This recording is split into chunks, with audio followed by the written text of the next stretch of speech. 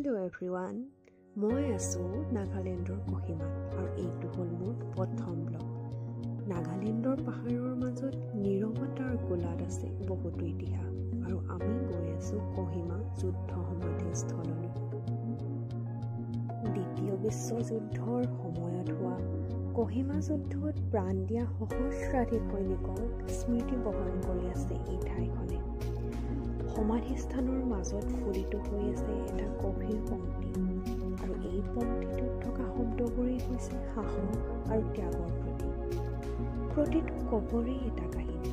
Britain, Bharat আৰু বহু দেশৰ সৈনিক একেটা যুঁজত একত্ৰিত। কহিমা যুদ্ধ সমাধি কেৱল এটা স্মৃতিস্তম্ভ নহয়, এইটো এটা স্থল আমি য'ত থমকি ৰওঁ, ৰোমন্থন কৰোঁ আৰু সন্মান জনাওঁ।